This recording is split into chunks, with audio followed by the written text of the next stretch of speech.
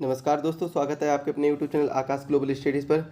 दोस्तों, आज के इस सेशन में हम बात करने वाले हैं अकाउंटिंग के बारे में, लेखांकन के बारे में। जैसा कि आप सभी को पता है कि 2 जुलाई को ईपीएफओ का एग्ज़ाम होने वाला है।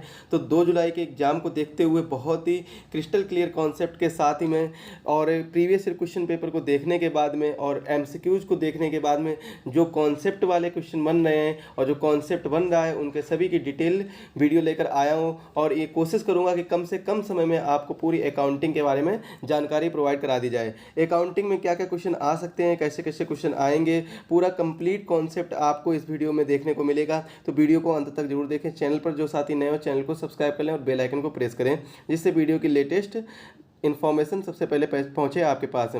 और हैंड रिटन नोट्स के लिए आप हमें कांटेक्ट कर सकते हैं 7905407400। हमारे व्हाट्सएप नंबर पर आपको कांटेक्ट करना होगा, आप मैसेज कर दीजिए, यहाँ से आपको हैंड रिटन नोट्स प्रोवाइड करा दिए जाएंगे।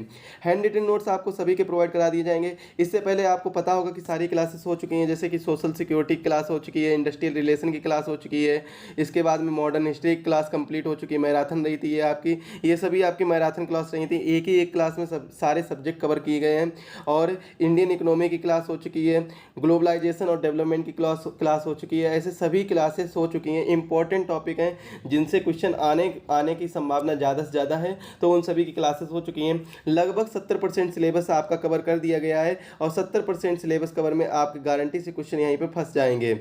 चलिए देखते हैं आज के इस सेशन को हम स्टार्ट करते हैं। क्या है आज के इस सेशन के बारे में? तो आज के इस सेशन के बारे में हम पढ़ेंगे अकाउंटिंग के बारे में।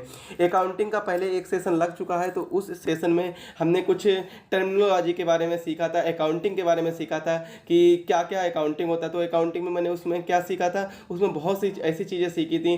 कैश फ्लो, आउटफ्लो और इनफ्लो सीखा था कि किस प्रकार से कैश का आउटफ्लो और इनफ्लो होता है, किस प्रकार से रुपये आता है रुपये जाता है, और अकाउंटिंग में किसकी गणना की जाती है। अकाउंटिंग की परिभाषा के बारे में सीखा था, अकाउंटिंग के सिद्धांत के बारे में सीखा था और एजम्पशन के बारे में जाना था। एजम्पशन मैंने कई बार काफ़ी डिटेल में आपको एग्जाम्पल के साथ बताए थे। और अकाउंटिंग की जो परिभाषा है वो भी आपको डिटेल से बताई थी कि अकाउंटिंग की परिभाषा का जो अर्थ निकल कर आ रहा है वह क्या है। अकाउंटिंग में देखिए, हम आज के सेशन में अकाउंटिंग में ही पढ़ेंगे और अकाउंटिंग को स्टार्टिंग से एंड तक पूरा कंप्लीट करेंगे। और इसी सेशन में आपको अकाउंटिंग के पूरे क्वेश्चन फंस जाएंगे। जो भी एग्जाम में आपके अकाउंटिंग के क्वेश्चन आने वाले होंगे वो यहीं से फंस जाएंगे। चलिए देखते हैं अकाउंटिंग के बारे में। तो आधुनिक व्यवसाय में काफ़ी ज़्यादा लेन देन होते हैं। आपको पता होगा कि मैंने एग्जाम्पल दिया था कि मान लीजिए कोई सुबह सब्जी वाले भैया हैं, नाम ले लेते हैं, जीतू मिस्त्री हैं। तो उनका अगर वो सुबह सब्जी बेचने जाता है या फिर सुबह सबसे पहले मंडी से सब्जी लेता है, इसके बाद में 300 रुपये की सब्जी लेता है। इसके बाद में वो दिन भर और घूमकर इधर उधर घूमकर शाम तक सब्जी बेच देता है पूरी कंप्लीट, और वह 500 रुपये की सब्जी बेचता है। तो अकाउंटिंग में जो होगा, अकाउंटिंग में क्या लिया जाएगा कि उसने 300 रुपये का क्या किया था, आउटफ्लो किया था, और इसके बाद में उसे 500 रुपये का इनफ्लो हुआ है, मतलब 500 रुपये उसे प्राप्त हुए हैं। तो यह क्या है, यह केवल अकाउंटिंग में इन्हीं दो चीज़ों को देखा जाएगा। मतलब जहाँ पर रुपयों का लेन देन होगा अकाउंटिंग में केवल उसी को देखा जाएगा। बाकी उसने पूरे दिन क्या मेहनत की, कहाँ कहाँ घूमा, धूप में पसीना बहाया वगैरह वगैरह, ऐसा कोई भी चीज़ अकाउंटिंग में नहीं काउंट की जाती। अकाउंटिंग में केवल क्या काउंट किया जाता है, कैश का आउटफ्लो और कैश का इनफ्लो। केवल हम लेन देन को काउंट करते हैं, बाकी कोई भी व्यवस्था होगी तो उसको हम अकाउंटिंग में काउंट नहीं करते हैं। तो अकाउंटिंग का सीधा सीधा मतलब है कि लेन देन होते हैं। आधुनिक व्यवसाय में काफ़ी ज़्यादा लेन देन होते हैं और इनको याद रख पाना एक बहुत ही मतलब कठिन कार्य है, जटिल कार्य है। और इसी लेन देन के क्रमबद्ध अभिलेख यानी इनको रिकॉर्ड के रूप में तैयार करना ही क्या होता है, अकाउंटिंग कहलाता है। लेखाशास्त्र या लेखांकन कहलाता है, अकाउंटिंग कहलाता है। अकाउंटिंग को हिंदी में क्या कहते हैं, लेखांकन कहते हैं या फिर लेखाशास्त्र कहते हैं।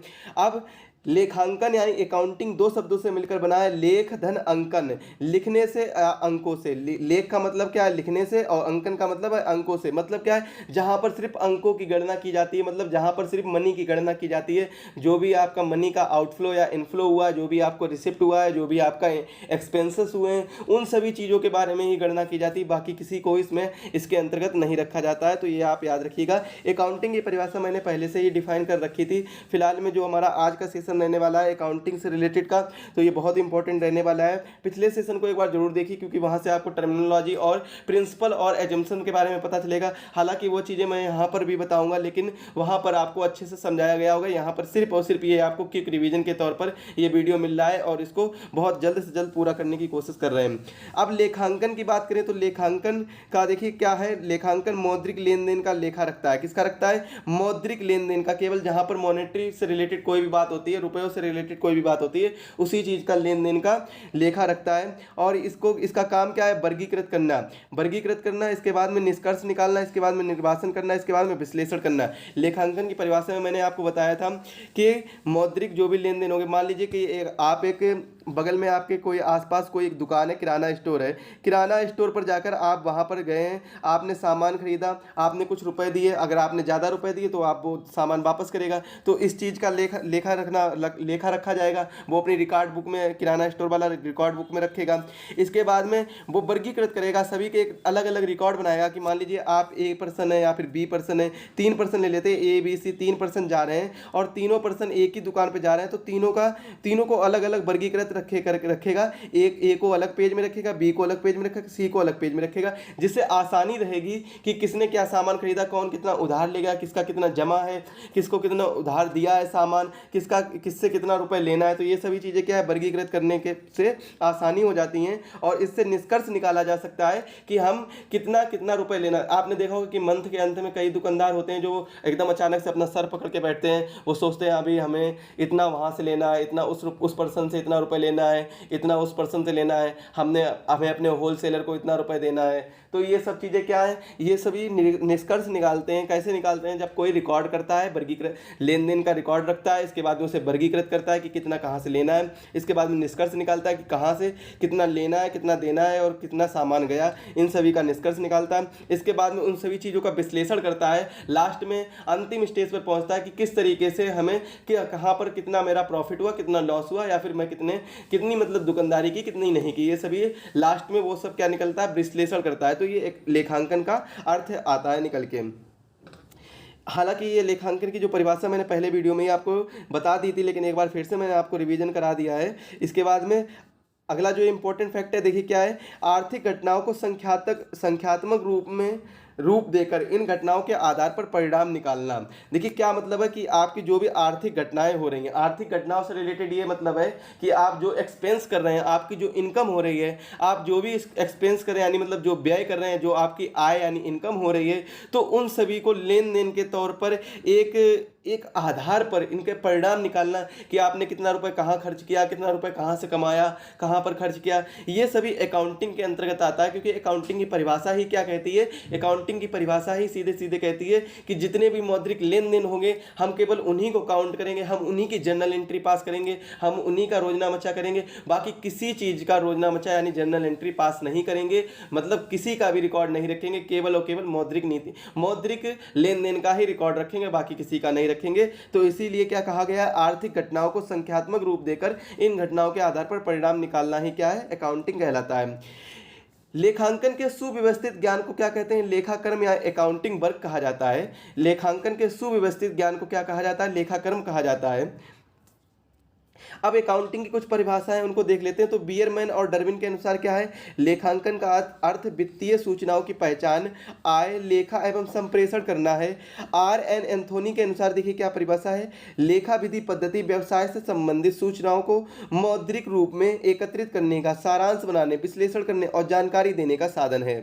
देखिए बियरमैन और डर्विन ने क्या कहा था, इन्होंने कहा था कि जितनी भी वित्तीय सूचनाएं हैं, जितनी भी फाइनेंशियल इंफॉर्मेशन है, आप क्या खर्च कर रहे हैं, आपकी क्या इनकम हो रही है, सरकार का क्या खर्च है, सरकार की क्या इनकम है, सरकार ने कितना ऋण लिया, सरकार ने कितना ब्याज भुगतान किया, कितना रिसिप्ट आया, कितना कैपिटल आया, कितनी उसकी एसेट्स हैं, कितनी उसकी लायबिलिटी है, सारी चीज़ें किस में आ जाती हैं, वो सभी अकाउंटिंग के अंतर्गत देखा जाता है। अब इन अकाउंटिंग का प्रॉफिट क्या है, तो अकाउंटिंग का प्रॉफिट है कि आप सभी जो स्कीम बनाई जाती हैं आप सभी लोगों के लिए, तो उन स्कीम में कितना एस्टीमेट निकालना चाहिए, आकलन कितना देना चाहिए, रुपए कितने देने चाहिए, तो ये सभी अकाउंटिंग के अंतर्गत ही पता चलती है कि कितना कितना खर्च करना चाहिए।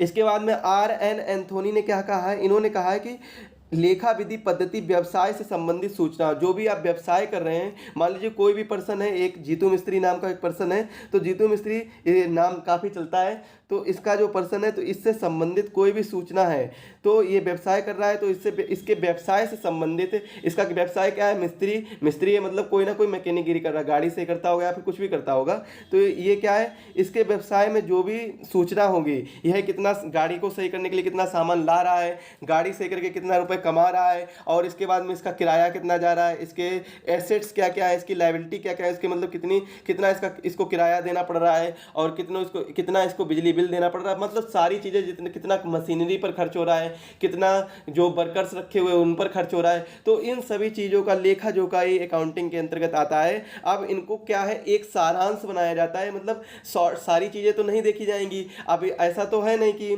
मान लीजिए कि एक गाड़ी में कई सामान पड़ते हैं, तो गाड़ी में कई सामान पड़ने की वजह से छोटे छोटे सामान की काउंटिंग की जाए, ऐसा तो है नहीं। बस इतना कर दिया जाएगा कि मशीनरी प्रोडक्ट, गाड़ी के मशीनरी प्रोडक्ट आए हैं, इतने रुपए के आए हैं, तो एक सारांश बना दिया जाएगा। हालांकि कंप्लीट भी बनाया जाता है, कंप्लीट जो बिल होता है, इनवॉइस होता है, इनवॉइस में कंप्लीट जानकारी होती है, लेकिन इनवॉइस में जो टोटल अमाउंट दिया गया होता है, अकाउंटिंग में केवल उसी को काउंट कर लिया जाता है। क्या कर लिया जाता है, अकाउंटिंग में केवल उसी को काउंट कर लिया जाता है, टोटल अमाउंट को काउंट कर लिया जाता है, जिससे कि आसानी रहे कि इस महीने इतना खर्च हुआ, उस महीने इतना खर्च हुआ, और कितना इनकम हुई, कितना एक्सपेंस हुआ, सारी चीजें क्लियर हो जाती हैं, तो सारांश के रूप में विश्लेषण किया जाता है। तो यह क्या है, अकाउंटिंग की परिभाषा रखी जाती है। यहीं पर कई क्षेत्र आते हैं, लेखांकन के बहुत से क्षेत्र हैं। क्या क्या क्षेत्र हैं, चलिए देखते हैं क्या क्षेत्र हैं। अंतिम खाते, निर्माण खाता, व्यवहारिक खाता, लाभ हानि, इसके बाद लाभ हानि खाता एवं आर्थिक चिट्ठा यानी बैलेंस शीट। आपको पता होगा बैलेंस शीट निकाली जाती है, तो बैलेंस शीट क्या होता है, आपने नाम सुना होगा कि कुछ समय पहले अडानी ग्रुप ऑफ इंडस्ट्री है, वो क्या थी, नंबर 1 कंपनी थी, मतलब वो सबसे रईस थे, इंडिया में सबसे रिच मैन थे। लेकिन करेंट टाइम में फिर से कौन हो गए हैं, फिर से मुकेश अंबानी जी हो गए। तो इससे कैसे पता चलता है, उनकी नेटवर्थ से पता चलता है। नेटवर्थ कहाँ से आती है, उनकी बैलेंस शीट से आती है। तो बैलेंस शीट से ही नेटवर्थ का पता चलता है, और नेटवर्थ से ही पता चलता है कि कौन रिच है कौन नहीं है। तो कौन पहले नंबर पर है, कौन पहली रैंक पर है, कौन दूसरी रैंक पर है, कौन तीसरी रैंक पर है, ये बैलेंस शीट से ही पता चलता है। क्योंकि बैलेंस शीट में उनकी सभी चीज़ें क्लियर दी गई होती हैं कि उनका कितना प्रॉफिट हुआ, उनकी कितनी टोटल इनकम हुई है, उनका कितना टर्नओवर है टोटल कंपनी का, वो सभी बैलेंस शीट में आता है। और क्या क्या उनके एक्सपेंसेस हैं, कहाँ कहाँ पर उनको एक्सपेंस करना होता है, कहाँ कहाँ पर उन्होंने इन्वेस्ट किया, उनके क्या क्या एसेट्स हैं, उनकी क्या क्या लायबिलिटी हैं, ये सभी चीज़ें किस में आती हैं, बैलेंस शीट के अंतर्गत आ जाती हैं। अब अगला क्षेत्र के बारे में देखते हैं। अगले क्षेत्र के बारे में तो खाते के योग तथा शेष की जांच करना। शेष मतलब क्या कि आपका बैलेंस कितना बचा है, आपने सब कुछ खर्च करके कितना इनकम कर लिया है, आपका नेट प्रॉफिट कितना है, वो सभी चीज़ों की जांच करना ही इसका एक क्षेत्र, इसके क्षेत्र में अंतर्गत आता है। समाय योजनाओं का लिखना, जैसे कि आय व्यय ऋण संचित छूट आदि सभी जितनी भी समाय योजनाएं हैं, इन सभी को लिखना ही अकाउंटिंग के अंतर्गत आता है। पुस्त पालन इंपॉर्टेंट है, बुक कीपिंग की प्रविष्टियों की जांच करना। इसके बारे में हम लास्ट में पढ़ेंगे क्या है पुस्त पालन। अभी अगर हम बता देंगे आपको तो आपका इंटरेस्ट उतना नहीं रहेगा, तो पुस्त पालन के बारे में लास्ट में पढ़ेंगे। तो पुस्त पालन की प्रविष्टियों की जांच करना ये क्या है, ये लेखांकन के क्षेत्र के अंतर्गत आता है। अब लेखांकन आखिर पर्पज क्या है, क्यों हमें लेखांकन की जरूरत पड़ी है, तो लेखांकन के उद्देश्य क्या है, इसको हम देखते हैं। लेखांकन के उद्देश्य तो वैसे बहुत है, लेकिन कुछ निम्न प्रकार से उद्देश्य जो बहुत ही प्रमुख उद्देश्य हैं, इनको मैंने लिया है। तो इनको देखिए क्या है, अशुद्धियों पर नियंत्रण करना क्या कहलाता है, पुस्त पालन कहलाता है। और डिटेल में पढ़ेंगे इसको आगे से, तो वीडियो को अंत तक जरूर देखें। पीडीएफ पाने के लिए आप हमें कांटेक्ट कर सकते हैं 7905407400 पर कांटेक्ट कर सकते हैं। यहाँ से आपको पीडीएफ प्रोवाइड करा दी जाएगी, सभी सब्जेक्ट की पीडीएफ प्रोवाइड करा दी जाएगी, चाहे आप मॉडर्न हिस्ट्री की बात कर लें या Indian economy, industrial relation, social security, population, globalisation, insurance, development और ऐसी सभी प्रकार के पीडीएफ जो आपके एग्जाम से संबंधित है। कुल मिलाकर 80% डाटा आपको प्रोवाइड करा दिया जाएगा। और इसके बाद में अगला उद्देश्य क्या है इसका, अपने टॉपिक पर वापस आते हैं। तो अगला उद्देश्य क्या है, पहला उद्देश्य था अशुद्धियों को नियंत्रण करना, शुद्ध लाभ हानि की गणना करना, समायोजन करना, वित्तीय स्थिति जानना। वैधानिक उद्देश्य क्या है, आयकर विक्रय कर संपत्ति कर का पता लगाना कि अब जैसे अगर लेखांकन नहीं किया जाएगा, किसी चीज़ की अकाउंटिंग नहीं की जाएगी, अगर एंट्री नहीं की जाएगी किसी चीज़ की कि रुपए कितना आ रहा है किसी कंपनी में, तो उससे ये कैसे पता चलेगा कि उसका इनकम टैक्स कितना बनेगा, उसका सेल्स टैक्स कितना बनेगा, उसका जो संपत्ति कर एसेट टैक्स कितना बनेगा, ऐसी सभी चीज़ें टैक्स से संबंधित होती हैं। तो इसीलिए वैधानिक उद्देश्य भी है इसका। संविधान में इन चीज़ों के बारे में भी कहा गया है कि जब जब अगर आप जीएसटी में पढ़ा होगा आपने, तो जीएसटी में जब मैंने इकोनॉमी की क्लास ली थी तो मैंने बताया था जीएसटी जो गुड्स एंड सर्विस टैक्स है ये एक अप्रत्यक्ष कर है। तो अप्रत्यक्ष कर आपको अप्रत्यक्ष रूप से इनडायरेक्ट रूप से देना पड़ता है, क्योंकि आप सभी लोग चाहे आप कुछ भी खरीद रहे हैं, आप भले ही पेन खरीद रहे हैं, चॉकलेट खरीद रहे हैं, बल्कि चॉकलेट पर तो सबसे ज़्यादा सॉरी चॉकलेट पर तो सबसे ज़्यादा अप्रत्यक्ष कर होता है, जीएसटी होती है। तो आप कुछ भी खरीद रहे हैं, आप अपने बाबू सोना के लिए, आप किसी के लिए भी चॉकलेट खरीद रहे हैं, आप कुछ भी खरीद रहे हैं, कोई गिफ्ट दे रहे हैं, आप चाहे कुछ भी खरीद रहे हैं, उन सभी पर ज़्यादातर सभी चीज़ों पर जीएसटी लगा होता है। तो जीएसटी सभी को देना होता है। आप सबसे जीएसटी लग रही होती है, सभी से जीएसटी, हर एक इंसान से। आप अगर कोई भी अपनी जनरल यूज वाली कोई भी चीज़ खरीद रहे हैं, उन सब पर आपको जीएसटी देनी होगी। तो ऐसा कोई भी व्यक्ति नहीं बचा जिसको कर या टैक्स नहीं देना होता है। सभी को टैक्स देना होता है, कहीं ना कहीं पर सभी को टैक्स देना होता है। चलिए अब बात करते हैं लेखांकन के प्रकार के बारे में, टाइप्स ऑफ अकाउंटिंग के बारे में चर्चा करते हैं। देखिए कुल हम 8 प्रकार के अकाउंटिंग के बारे में चर्चा करेंगे। कौन कौन से? लागत लेखांकन, कर लेखांकन, सबसे पहला क्या है लागत लेखांकन, दूसरा क्या है कर लेखांकन, तीसरा क्या है सरकारी लेखांकन, चौथा क्या है तीसरा है सरकारी लेखांकन, चौथा क्या है प्रबंधकीय लेखांकन, पांचवा क्या है वित्तीय लेखांकन, और छठवां क्या है परिमाणिक लेखांकन, सातवां क्या है सामाजिक लेखांकन, और 8वें नंबर पर आता है मानवीय संसाधन लेखांकन। तो इन सभी के बारे में हम डिटेल से चर्चा करेंगे। तो आपको कैसे याद करना होगा? तो सबसे पहले आप अगर मान लीजिए कोई भी बिजनेस स्टार्ट कर रहे हैं तो उसमें आपको लागत देनी होगी। अगर लागत देनी होगी, आप बिजनेस में कोई भी प्रोडक्शन कर रहे हैं तो उसमें आपको टैक्स भी देना होगा। तो पहले नंबर पर क्या हो गया? लागत लेखांकन। दूसरे नंबर पर क्या हो गया? टैक्स देना पड़ रहा है, कर लेखांकन। तीसरे नंबर पर क्या है? टैक्स किसको देना होगा? सरकार को टैक्स देना होगा, तो सरकारी लेखांकन। इसके बाद चौथे नंबर पर आपको उन सभी चीजों का प्रबंधन भी करना होगा, मैनेजमेंट भी करना होगा, तो प्रबंधकीय लेखांकन। प्रबंधन आप किसका करेंगे? वित्त का करेंगे, फाइनेंस का करेंगे, तो वित्तीय लेखांकन। इसके बाद में परिमाण निकल के आएगा, परिमाण क्या होगा? वो परिमाणिक लेखांकन। इसके बाद में सामाजिक लेखांकन, आपको सामाजिक तौर पर भी देख रेख करनी होगी कि समाज का भला हो, समाज में रहने वाले लोगों का भला हो, तो इसीलिए सामाजिक लेखांकन। इसके बाद में आपका मानवीय संसाधन लेखांकन, किसी भी आपकी फैक्ट्री में वर्क करने वाले लोगों को मानवीय तौर पर कोई मतलब हताशा ना पहुंचे, तो इसलिए आपको मानवीय संसाधन लेखांकन भी देखना होगा। हालांकि ये एक याद करने का मैंने तरीका बताया कि स्टोरी बताई कि आपको ऐसे याद रखना होगा। तो सबसे नंबर 1 पर क्या आता है? लागत लेखांकन, दूसरे नंबर पर कर लेखांकन, तीसरे नंबर पर सरकारी लेखांकन, चौथे नंबर पर प्रबंधकीय लेखांकन, पांचवें पर वित्तीय लेखांकन, छठवें पर परिमाणिक लेखांकन, सातवें पर सामाजिक लेखांकन, और 8वें पर मानवीय संसाधन लेखांकन। तो इन सभी के बारे में हम डिटेल से चर्चा करते हैं। चलिए स्टार्ट करते हैं। लागत लेखांकन के बारे में सबसे पहले पढ़ेंगे। लागत लेखांकन क्या है? इसके अंतर्गत वस्तु की इकाई लागत तथा कुल लागत, प्रमाणित की लागत और वास्तविक लागत, भविष्यकालीन उत्पादन लागत आदि निकाला जाता है तथा इसके आधार पर आवश्यक लागतों पर नियंत्रण किया जाता है। आप चाहे जीवन में कोई भी बिजनेस स्टार्ट कर रहे हैं, आपने जो भी स्टार्ट किया है और इसमें आपकी जो भी लागत लगेगी, चाहे वो वस्तु की इकाई में लागत हो, वस्तु को बनाने में लागत की लगी हो, या फिर आपने टोटल लागत लगाई हो, या फिर आपने कोई भी प्रमाणित लागत लगाई हो, या फिर आपकी जो वास्तविक लागत है, या फिर आपने सोचा होगा कि हम भविष्य में इतनी लागत लगाएंगे, इतने रुपए लगाएंगे, तो आपने कैसी भी लागत लगाई हो, इन सभी चीज़ों को निकालने के लिए इस अकाउंटिंग का प्रयोग किया जाता है, लागत लेखांकन का प्रयोग किया जाता है। इसके बाद में कर लेखांकन देखते हैं। कर लेखांकन क्या है? तो कर लेखांकन इसके अनुसार व्यापार पर आयकर, बिक्री कर, उत्पाद कर, धन कर, संपत्ति कर आदि लगते हैं। तो जितने भी सरकार द्वारा टैक्स लगाए जाते हैं वो कर लेखांकन के अंतर्गत आते हैं। तो उन सभी को कर लेखांकन टैक्स अकाउंटिंग के अंतर्गत रखा जाता है कि कितना टैक्स दिया गया है और क्या क्या रिफंड आया, कितना कितना TDS ITR यानी इनकम टैक्स रिटर्न आया है। चलिए आगे बात करते हैं सरकारी लेखांकन। तो केंद्र सरकार, राज्य सरकार, स्थानीय निकायों द्वारा रखा जाने वाला लेखांकन क्या कहलाता है? सरकारी लेखांकन कहलाता है। प्रबंधकीय लेखांकन प्रबंधन के नीति निर्धारण संबंधी सूचनाएं, रोकड़ प्रवाह यानी कैश फ्लो, अनुपात विश्लेषण, कोष प्रवाह विवरण आदि सभी किस्में प्रबंधकीय लेखांकन में आते हैं। वित्तीय लेखांकन के अंतर्गत इसके अंतर्गत रोजनामा, तलपट, व्यापारिक खाता, लाभ हानि खाता तथा आर्थिक चिट्ठे का निर्माण करना, ये सभी इसके अंतर्गत आता है। इसके बाद परिमाणिक लेखांकन के अंतर्गत क्या आता है? इसके अंतर्गत वस्तुओं के क्रय विक्रय और कच्चा माल आदि से संबंधित संख्यात्मक विवरण बनाए जाते हैं तथा इसे आधार पर अनुमानित तथा वास्तविक उपलब्धियों की तुलना भी की जा सकती है। और इसके बाद में सामाजिक लेखांकन देखिए किसके अंतर्गत आएगा। सामाजिक लेखांकन के अंतर्गत क्या क्या आता है तो राष्ट्रीय आय, उत्पाद लेखा, कोष प्रवाह खाते, साधन उत्पाद उत्पत्ति खाते, ये सभी किसके अंतर्गत आते हैं? सामाजिक लेखांकन के अंतर्गत आते हैं। मानवीय संसाधन लेखांकन के अंतर्गत कौन कौन आते हैं? तो इसमें मानव का योगदान सबसे ज़्यादा होता है और इससे संबंधित मूल्यों तथा लागतों से संबंधित लेखों को मानवीय संसाधन लेखांकन कहते हैं। किससे? मूल्यों तथा लागतों से संबंधित मानव लेखांकन को क्या कहते हैं?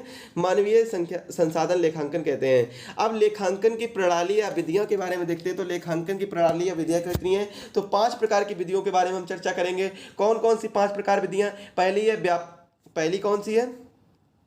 पहली है व्यापारिक या उपार्जन विधि, दूसरी है इकहरी विधि, दूसरी कौन सी है? दूसरी इकहरी विधि। और तीसरी विधि आपकी कौन सी आती है? तो तीसरी विधि आपकी आती है दोहरी लेखा प्रणाली विधि। और चौथी विधि आपकी कौन सी आती है? नकद प्रणाली विधि। और पांचवी विधि आती है भारतीय प्रणाली विधि। भारतीय प्रणाली विधि, ये 5 विधियों के बारे में हम चर्चा करने वाले हैं। तो देखिए नंबर 1 पर क्या है? व्यापारिक या उपार्जन प्रणाली। व्यापारिक या उपार्जन प्रणाली में देखिए एक वित्तीय अवधि की समस्त नकद प्राप्तियों की नकद भुगतानों का लेखा रखने के साथ साथ प्राप्त व्ययों का लेखा रखना, ये सभी किसके अंतर्गत आता है?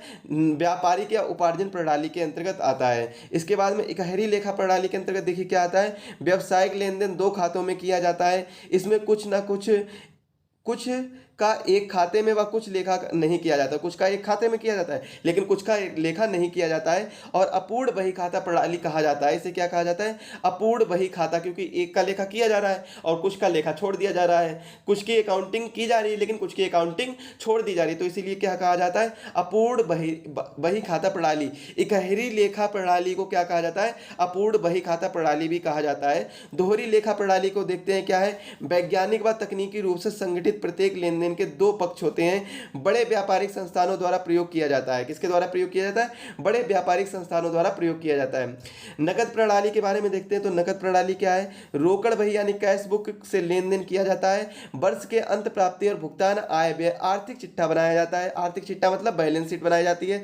सामाजिक कार्य तथा जन कल्याण आदि के लिए उपयुक्त होता है। ये जो नकद प्रणाली है वो किसके लिए उपयुक्त होती है? सामाजिक कार्य और जन कल्याण के लिए उपयुक्त होती है। भारतीय प्रणाली के अंतर्गत क्या आता है?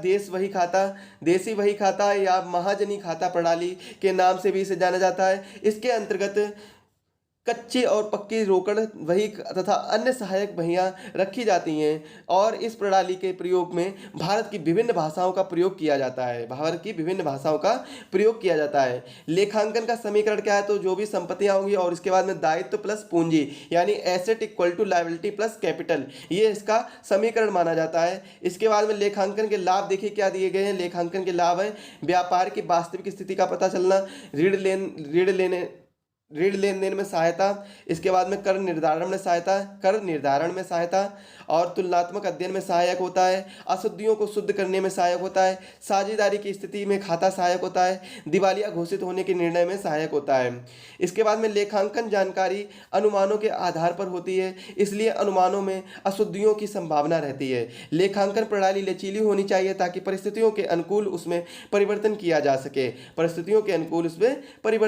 सके। लेखांकन चक्र क्या है? तो लेखांकन प्रक्रिया का वह चरण क्रम जो प्रत्येक लेखांकन अवधि के दौरान बार बार उसी क्रम में दोहराया जाता है, लेखांकन चक्र कहलाता है। एक वित्तीय वर्ष में 12 महीनों में एक बार होता है। 12 महीनों में या एक वित्तीय वर्ष में या 12 महीनों में केवल एक बार यह चक्र अपनाया जाता है। तो सबसे पहले शुरुआत कहाँ से होती है? लेन देन से शुरुआत होती है। इसके बाद में रोजना बचा, खाता बही, तलपट, व्यापारिक खाता, लाभ हानि खाता, आर्थिक चिट्ठा और विश्लेषण और विवेचन किया जाता है। तो सबसे पहले क्या किया जाता है? लेन देन की बात की जाती है। इसके बाद में जो भी आपका लेन देन हो रहा है, इसके बाद में जर्नल एंट्री पास की जाती है। इसके बाद में खाता किया जाता है। इसके बाद में तलपट किया जाता है। व्यापारिक खाता होता है कि क्या क्या व्यापार में नुकसान और फायदे हुए हैं, क्या क्या सामान आया, क्या क्या गया है। इसके बाद में लाभ हानि देखी जाती है, क्या लाभ हुए हैं, क्या प्रॉफिट हुए, क्या लॉस हुए हैं, लाभ हानि देखी जाती है। इसके बाद में बैलेंस शीट बना के तैयार की जाती है कि कंप्लीट नेटवर्थ क्या है, कि कितना टर्नओवर गया है व्यापार में। और इसके बाद में विश्लेषण और विवेचन किया जाता है कि कितना क्या मतलब कंप्लीट चीज़ों की जानकारी ली जाती है, विश्लेषण किया जाता है।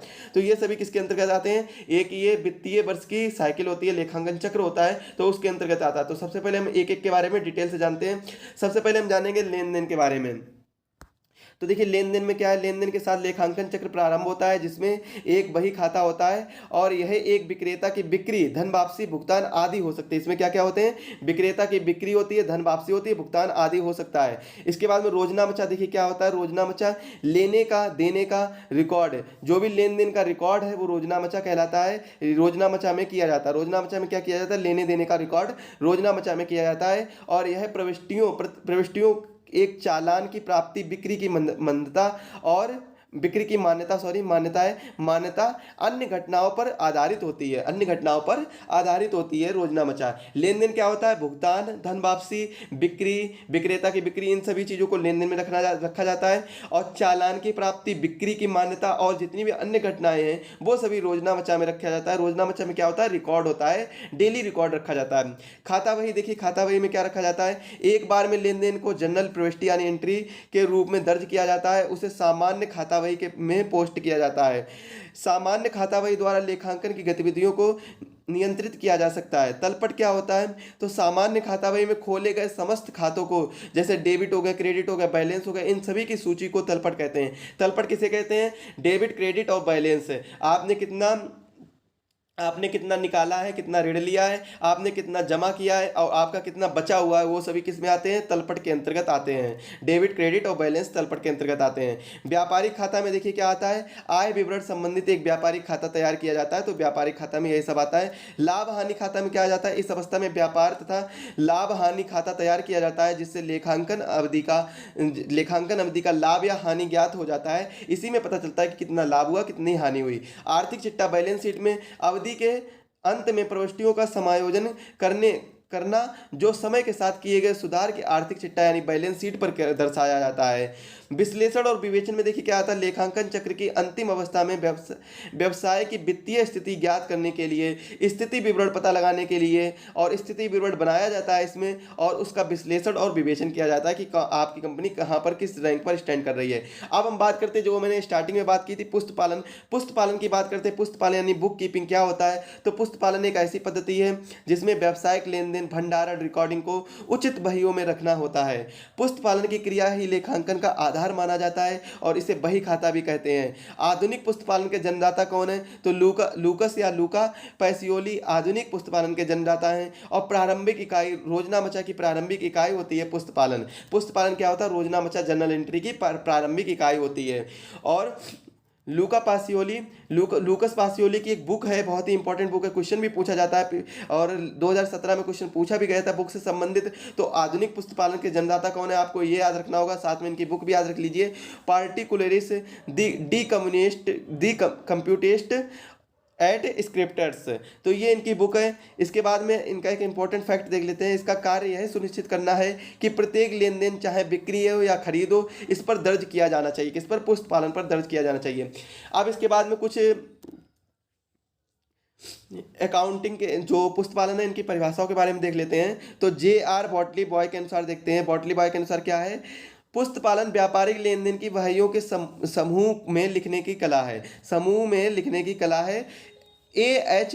रोसेन कैंप में देख लेते हैं, पुस्तपालन व्यावसायिक लेन देन को सुव्यवस्थित ढंग से लिखने की कला है। R.N. कार्टर के अनुसार देखते हैं, R.N. कार्टर ने क्या कहा है, R.N. कार्टर ने कहा है पुस्तपालन लेखा पुस्तकों में उन सभी व्यापारिक लेन देन को सही ढंग से दर्ज करने का विज्ञान और कला है जिसमें परिणाम स्वरूप धन अथवा मुद्रा का हस्तांतरण होता है।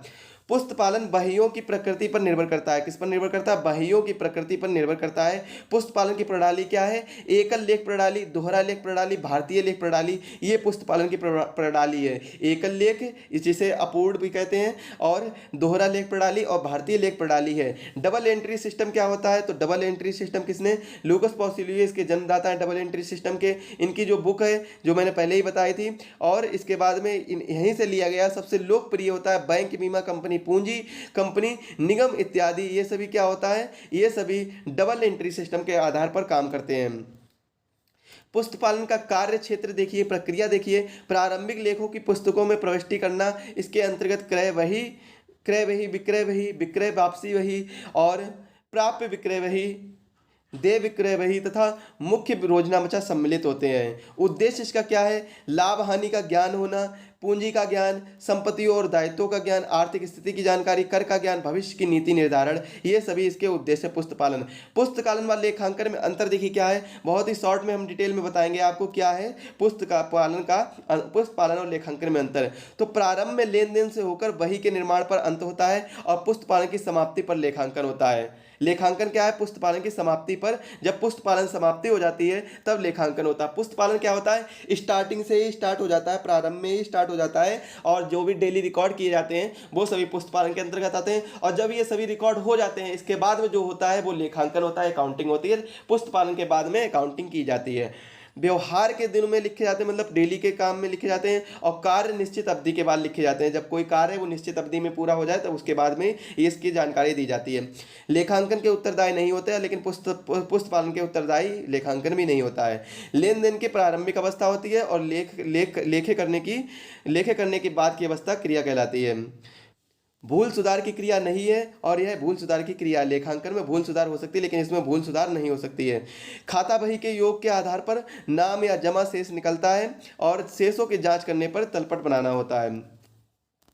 रोजना मचा और बहियों का योग की शुद्धता की जांच करता है। और अधिक जानकारी के लिए आप हमारे चैनल को सब्सक्राइब कर सकते हैं, बेल आइकन को प्रेस कर लीजिए जिससे वीडियो की लेटेस्ट इन्फॉर्मेशन सबसे पहले आपके पास पहुंचे। अधिक जानकारी के लिए और पीडीएफ पाने के लिए आप हमें कांटेक्ट कर सकते हैं 7905407400 पर कांटेक्ट कर सकते हैं। अगर यहां से आपको रिप्लाई नहीं आ रहा है तो आप हमें हमारे इंस्टाग्राम पर जाकर कांटेक्ट कर सकते हैं। इंस्टाग्राम की आईडी आपको डिस्क्रिप्शन बॉक्स में प्रोवाइड करा दी जाएगी, तो डिस्क्रिप्शन में जाकर आप इंस्टाग्राम पर कांटेक्ट कर सकते हैं। आगे देखते हैं लेखांकन सिद्धांत का अर्थ क्या होता है। तो लेखांकन में कार्य संबंधित नियमों तथा आधारभूत मान्यताओं का पालन करना लेखांकन सिद्धांत कहलाता है। यह नियम मनुष्यकृत होते हैं। लेखांकन सिद्धांत नियम है जो रीति रिवाज, प्रचलित तरीकों या परंपराओं पर आधारित होता है और सभी लेखांकन व्यवहार पर उन पर आधारित होते हैं। यह सिद्धांत अचल नहीं है बल्कि समय के साथ परिवर्तित होते रहते हैं। समय के साथ कैसे होते रहते हैं, परिवर्तित होते रहते हैं। और इसकी प्रकृति विकासशील, इसका उल्लेख किसी अधिनियम में नहीं है। प्रकृति कैसी है, विकासशील है और इसका उल्लेख किसी भी अधिनियम में या किसी भी एक्ट में नहीं दिया गया है। इसके बाद में लेखांकन जो प्रथाओं के प्रकार के बारे में देखते हैं। तो लेखांकन प्रथाओं के प्रकार, रूढ़िवादिता की प्रथा के बारे में देखते हैं। इस प्रथा के अनुसार भविष्य में होने वाली हानियों का प्रावधान पहले से ही करना चाहिए होता है। लाभ तब तक ना माना जाए जब तक प्राप्त ना हो जाए। संबंधित हानियों की व्यवस्था संबंधित लाभों का लेखा बहियों में ही लिखा जाता है। ये सभी मैंने प्रिंसिपल्स के बारे में आपको बता दिया है और उस वीडियो को आप जरूर देख लीजिए। डिस्क्रिप्शन बॉक्स में और आई बटन पर आपको उसकी लिंक प्रोवाइड करा दी जाएगी। इन सभी को मैंने बहुत ही डिटेल से बताया। अभी हम सिर्फ और सिर्फ रिवीजन करने के उद्देश्य से ही है यहाँ पर, तो रिवीजन ही करते हैं केवल, और रिवीजन को स्टार्ट करते हैं। देखिए अगला फैक्ट क्या है। संभावित हानियों की व्यवस्था संभावित लाभों का लेखा बहियों में नहीं किया जाता है। आर्थिक चिट्ठों में प्रदर्शित संपत्तियों में ह्रास को घटाया जाता है। देनदारों में जो संभाव्य है वो डबल ऋण, बैड डेप्ट मतलब डूबता ऋण का आयोजन, जो अंतिम राहतिया बचत उसका मूल्यांकन क्रय मूल्य पर, बाजार मूल्य पर जो कम से कम उस पर किया जाता है, जो कम हो उस पर किया जाता है, जो कम हो उस पर किया जाता है। पूर्ण प्रकटीकरण की प्रथा क्या है। इस प्रथा में लेखांकन का कार्य पूरी ईमानदारी, निष्पक्षता, नियमानुकूलता तथा संबंधित वित्तीय अधिनियम के अनुसार होता है। इसमें व्यवसाय के स्वामियों, अंशधारियों, ऋणदाताओं, लेनदारों और निवेशकों को व्यापार की वास्तविक स्थिति का बताना होता है। और नियमितता की प्रथा क्या है। लेखांकन का कार्य एक समान होना चाहिए जिसमें तुलनात्मक अध्ययन आसानी से किया जा सके तथा व्यापार के वित्तीय विवरण का सही स्थिति का पता चलता है इससे। और सारथा की प्रथा क्या है। तो सारथा की प्रथा, इसमें वित्त राहित तथ्यों को और घटनाओं को छोड़ दिया जाता है और केवल वित्त युक्त महत्वपूर्ण तथा उपयोगी घटनाओं के तथ्यों को लिखा जाता है। और लेखांकन प्रमाप के बारे में देखते हैं। तो लेखांकन प्रमाप क्या है, अकाउंटिंग स्टैंडर्ड क्या है। लेखांकन सिद्धांत को विवादित, लोचपूर्ण, वित्तीय विवरण को सरल सहजा बनाना ही इसका लेखांकन प्रमाप है। भारतीय कंपनी अधिनियम 1956 की धारा 211 में इसको लेखांकन प्रमाप को मान्यता दी गई है। इसके बाद में कंपनी अधिनियम 2013 की धारा 133 में अकाउंटिंग स्टैंडर्ड को मान्यता दी गई है। लेखांकन प्रमाण के लाभ के बारे में देखते हैं तो लेखा विवाद को नियंत्रित करना, लेखांकन में लोचशीलता लाना और वित्तीय विवरणों की विश्वसनीयता और प्रामाणिकता में सुधार लाना, लेखांकन के सर्वमान्य स्वीकृत सामान्य नियम की प्राप्ति होना, छल कपट को रोकना, अंक जो ऑडिशन है ना अंकेक्षकों के लिए सहायक होता है ये चीज़ें। इसके बाद में रोजना मचा जर्नल एंट्री देखते हैं। जर्नल एंट्री क्या होता है, रोजना मचा जर्नल क्या होता है, शब्द की उत्पत्ति लैटिन भाषा के डायरस शब्द से हुई है और जिसका अर्थ होता है प्रतिदिन। जन जोर में नल शब्द जोड़कर बनाया गया जिसका अर्थ है प्रतिदिन का लेखा। डेली रिकॉर्ड इसका अर्थ होता है डेली रिकॉर्ड। जर्नल का मतलब क्या होता है, डेली रिकॉर्ड। रोजना मचा पुस्तक पालन की सर्वप्रथम प्राथमिक पुस्तक है। इसे व्यवसाय की डायरी भी कहा जाता है। व्यवसाय की डायरी किसे कहा जाता है, रोजना मचा को व्यवसाय की डायरी कहा जाता है। इसमें सभी लेन देन के दोनों रूपों में प्रवृत्ति दोहरा लेखा प्रणाली के आधार पर क्रमबद्ध रूप से तिथिवार की जाती है, मतलब डेट के according date by date daily के हिसाब से की जाती है और सभी चीज़ों का रिकॉर्ड रखा जाता है इसके अंतर्गत। इसके उद्देश्य क्या है, तो रोजना मचा बनाने का मुख्य उद्देश्य क्या है, सभी लेन देन का क्रमानुसार लिखना, उससे सभी लेन देन की तिथिवार जानकारी मिले। रोजना मचा प्रमाणक के आधार पर बनाए जाने में अशुद्धियाँ कम होती हैं। खतौनी की क्रिया में रोजना मचा होना आवश्यक होता है और व्यापारियों के आपसी विवाद हल करने के में रोजना मचा की विशिष्ट भूमिका होती है। रोजना मचा को न्यायालय में स्वीकृत वैधानिक प्रमाण माना जाता है। रोजना मचा की प्रविष्टियों के प्रकार के बारे में देखते हैं तो प्राथमिक प्रविष्टि की देखते हैं। ओपनिंग एंट्री क्या है, प्रत्येक वर्ष के प्रारंभ में किसी लेखाकार द्वारा शुरुआती प्रविष्टियों को पास करते हैं। इस प्रविष्टियों का मुख्य उद्देश्य पिछले वर्ष का समापन शेष आगे को बढ़ाना होता है। हस्तांतरण प्रविष्टि क्या होता है, इसमें एक खाता की राशि को अन्य आवश्यक खाता में हस्तांतरित किया जाता है।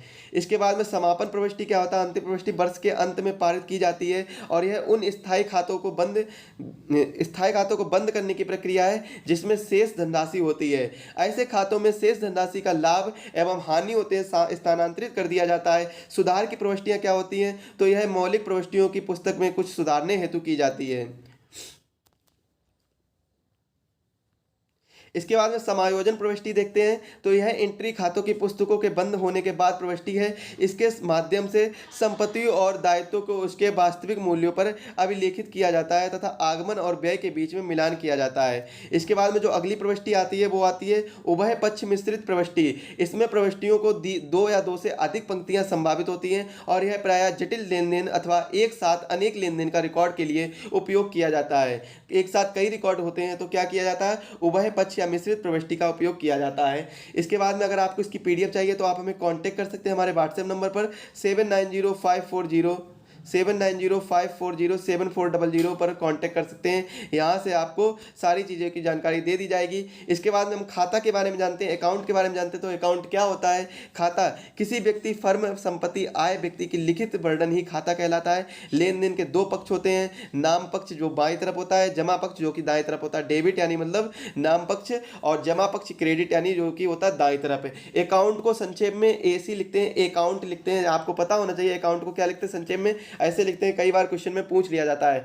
खातों के प्रकार के बारे में देखते हैं तो खातों के प्रकार के बारे में व्यक्तिगत खाता होता है, वास्तविक खाता होता है और अवास्तविक खाता या नाम मात्र खाता होता है। तो सबसे पहले हम इनके बारे में जान लेते हैं, डिटेल में जानते हैं। देखिए क्या है, पहले नंबर पर आता है दैनिक जीवन में हम या व्यवसाय में हमें सदैव 3 प्रकार के लेन देन करते हैं। कौन कौन से लेन देन होते हैं, किसी व्यक्ति विशेष से लेन देन करते हैं, संपत्ति या जायदाद से अधिकार से संबंधित लेन देन करते हैं या फिर आय और व्यय से संबंधित लेन देन करते हैं। तो जो हम व्यक्ति विशेष से लेन देन करते हैं वो व्यक्तिगत खाते के अंतर्गत आता है। संपत्ति जायदाद या अधिकार से संबंधित लेन देन करते हैं वो वास्तविक यानी रियल अकाउंट के अंतर्गत आता है, वास्तविक खाते के अंतर्गत आता है। और जो हम आय व्यय से संबंधित लेन देन करते हैं वो अवास्तविक या नाम मात्र खाता के अंतर्गत आता है यानी नॉमिनल अकाउंट के अंतर्गत आता है। इसके बाद में कुछ इंपॉर्टेंट फैक्ट है, इनको हम देख लेते हैं। भारतीय वस्तु विक्रय अधिनियम 1930 की धारा 2 क्लॉज 8 में के अनुसार एक व्यक्ति उस समय दिवालिया कहा जाता है जब वह व्यवस्था की सामान्य प्रकृति में अपना ऋण भुगतान करने में असमर्थ हो जाए। तो दिवालिया शब्द की उत्पत्ति कहाँ पर हुई है, तो भारतीय वस्तु विक्रय अधिनियम 1930 की धारा 2 सब मतलब जो सब क्लॉज है 8 सहधारा 8 के अंतर्गत दिवालिया को परिभाषित किया गया है। भारतीय कंपनी अधिनियम 1956 की धारा 211 में लेखांकन प्रमाप को मान्यता दी गई है। भारतीय शासपत्रित लेखांकन संस्थागत लेखांकन प्रमाप बोर्ड के सहयोग से जो 32 लेखांकन प्रमाप बना चुका है। कितने बना चुका? 32 लेखांकन प्रमाप बना चुका है। छूट पर प्रावधान का सृजन रूढ़िवादिता की अवधारणा के अनुसार किया जाता है। और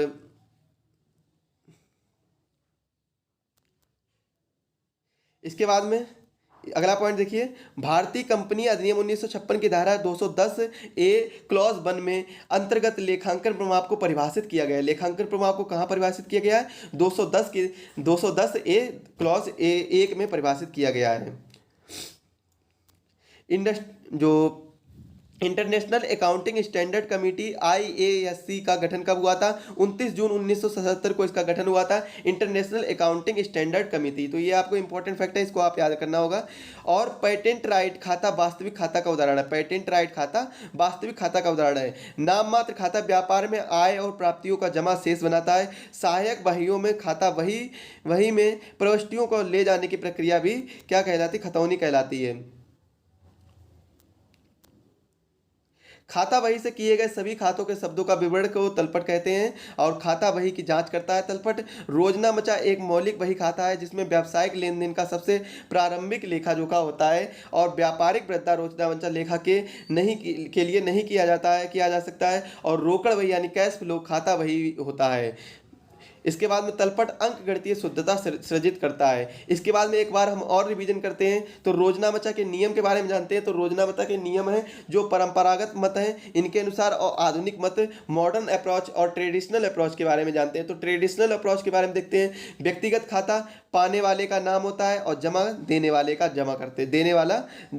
जमा करते हैं। वास्तविक खाता में आने वाले वस्तु या संपत्ति का नाम करते हैं और जाने वाले वस्तु या संपत्ति को जमा करते हैं। नाम मात्र खाता में समस्त व्ययों को तथा हानियों को नाम करते हैं और समस्त आयों तथा लाभों को जमा करते हैं।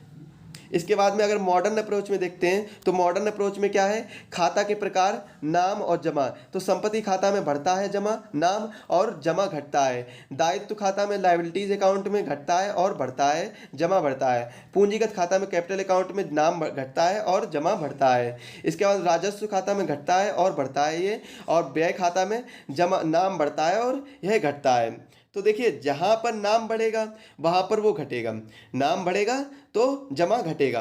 अब मान लीजिए संपत्ति खाता है, एसेट अकाउंट है, आपने डेबिट मतलब क्या है? आपका डेबिट बढ़ गया तो इसलिए आप इसके बाद में क्रेडिट आपका घट गया, मतलब आपने कुछ जमा नहीं किया, आपके पास पहले से ही जमा है, आपने कोई संपत्ति खरीदी तो आपका जो जमा है आप उसी को तो देंगे, तो ये क्या हो जाएगा? तो आपका डेबिट जो होगा वो तो बढ़ जाएगा, मतलब आपके पास संपत्ति तो आपकी हो जाएगी, लेकिन जो आपके पास क्रेडिट अमाउंट होगा वो घट जाएगा, कम हो जाएगा। ऐसे ही दायित्व खाता भी होता है, पूंजीगत खाता भी होता है, राजस्व खाता भी होता है इसी प्रकार से, और व्यय खाता भी होता है।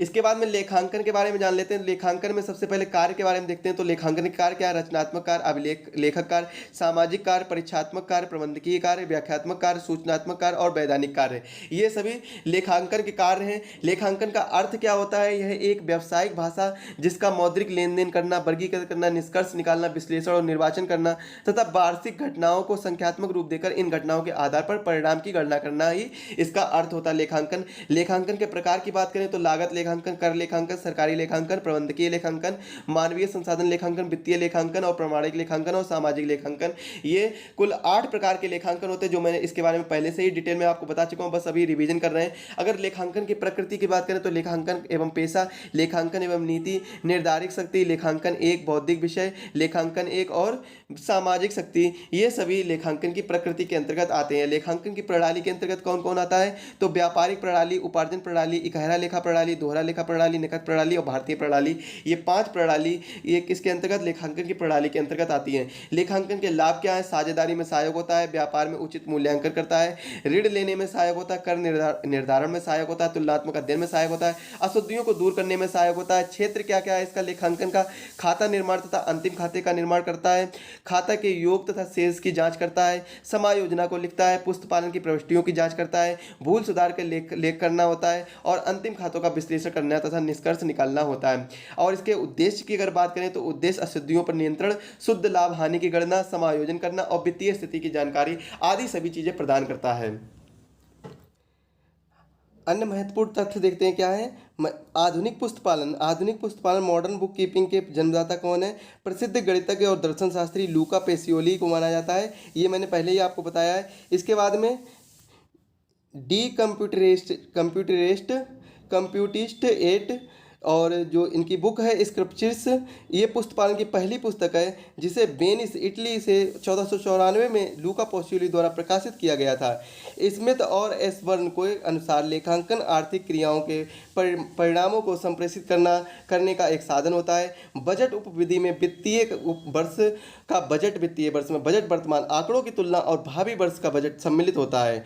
होवार्ड और अपटन के अनुसार सामान्य रूप से चालू संपत्तियों का अभिप्राय उन संपत्तियों से है जो व्यवसाय की सामान्य प्रक्रिया के द्वारा अल्पकाल प्रायः एक वर्ष के अंतर्गत रोकड़ में परिवर्तित होती हैं। तो ये सभी क्या है। इसके बाद में हम देखते हैं लेखांकन प्रणाली के आवश्यक गुण देखते हैं क्या क्या है। तो आवश्यक गुण है शुद्धता एवं पूर्णता, अनुकूलता, शीघ्रता तथा मितव्ययिता और लोचनशीलता, सरल और स्पष्टता, निश्चित सिद्धांत और नियम।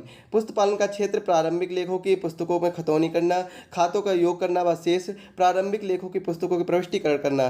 पुस्तपालन का उद्देश्य देखिए क्या है। लाभ हानि ज्ञान, पूंजी का ज्ञान, संपत्ति का ज्ञान, इसके बाद में आर्थिक स्थिति का की जानकारी और कर का ज्ञान और भविष्य का निधि निर्धारण। लेखांकन चक्र की बात करें तो लेन देन, इसके बाद रोजनामचा, इसके बाद खाता बही, तलपट, व्यापारिक खाता और लाभ हानि और आर्थिक चिट्ठा, इसके बाद में विश्लेषण और विवेचन किया जाता है।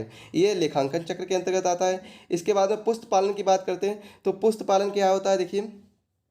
विशेषता क्या है और इसका अर्थ क्या है। विशेषता क्या है। व्यावसायिक लेन देन, लेखों को बहियों में लिखना पुस्तपालन बहियों की स्वीकृति पर निर्भर करता है। व्यावसायिक लेन देन के निश्चित नियमों के अनुसार उचित बहियों को रखना ही पुस्तपालन कहलाता है। इसके बाद में अकाउंटिंग के अर्थ के बारे में समझने की कोशिश करते हैं। अकाउंटिंग का अर्थ देखिए क्या है। लेखांकन में कार्य संबंधी नियमों तथा आधारभूत मान्यताओं का पालन करना लेखांकन का सिद्धांत कहलाता है। प्रकृति, इसकी प्रकृति विकासशील है, ये मानवकृत है और इसका उल्लेख किसी अधिनियम में नहीं है और यह व्यवहार औचित्य उद्देश्य अनुभव तर्क प्रयोग और आवश्यकता पर आधारित है। तत्व की बात करें तो औचित्य, उद्देश्य, पूर्णता और व्यवहारिकता इसके तत्व हैं। विशेषताओं की बात करें तो आधारभूत मान्यताओं पर, कार्य पद्धति पर आधारित है। एक ही लेखांकन में औचित्य, उद्देश्य पर व्यवहारिकता आवश्यकता अनुसार प्रयोग करना सिद्धांत परिस्थितियों में अनुरूप परिवर्तित होते हैं। यह किसी अधिनियम में नहीं है और यह इसके अगर सामान्यता स्वीकृति लेखांकन या लेखांकन सम्राव्य सिद्धांत की बात करें तो यह पेशेवर लेखापालकों द्वारा सर्वमान्य स्वीकार किया गया है और व्यापक व्यवहारिक नियम है जो मान्यता अवधारणाओं को प्रथाओं पर आधारित है। यह आर्थिक प्रतिवेदन तथा वित्तीय विवरण में सहायक होता है।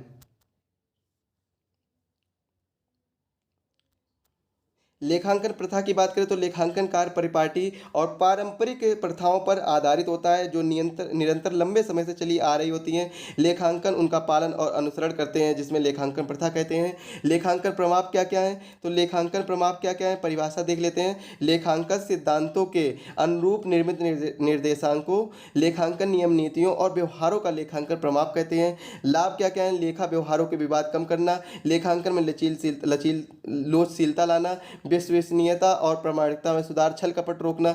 विशेषता क्या होती है इसके लेखांकन प्रमाप की। तो लेखांकन प्रमाप की विशेषता के बारे में देखते हैं। तो विशेषता देखिए क्या होती है। तार्किक दृष्टिकोण प्रस्तुत करना, वित्तीय विवरण में एकरूपता लाना, मूलभूत लेखांकन के सिद्धांतों का प्रयोग नियम और नीतियों और व्यवहारों में एकरूपता लाना। लेखांकन जटिलता को उद्देश्य क्या है। लेखांकन जटिलता को कम करना तथा तार्किक दृष्टिकोण देना, एकरूपता लाने हेतु नियम बनाना, अंकेक्षण करने हेतु निर्देश देना, वित्तीय विवरणों की अनुसूचियों के निर्माण हेतु मार्गदर्शन देना। इसके बाद में हम देखते हैं लेखांकन के प्रकार के बारे में देखते हैं। तो रूढ़िवादिता की प्रथा, जो प्रथा है लेखांकन की प्रथा, इसके प्रकार के बारे में एक रूढ़िवादिता की प्रथा, इसके बाद में पूर्ण प्रकटीकरण की प्रथा और इसमें नियमितता की प्रथा और सारता की प्रथा। रूढ़िवादिता की प्रथा क्या कहती है। लाभ की आशा नहीं कर सभी संभव हानियों के लिए प्रावधान करें। लेखांकनकार पूरी ईमानदारी, निष्पक्षता, नियमानुकूल तथा संबंधित वित्तीय अधिनियम के अनुसार करना चाहिए। ये पूर्ण प्रकटीकरण की प्रथा कहती है। इसके बाद में नियमितता की प्रथा क्या कहती है। एक समान लेखांकन जिसका तुलनात्मक अध्ययन हो सके। और सारता की प्रथा कहती है सारपूर्ण प्रथा, सारपूर्ण तथा सारहीन तथ्य।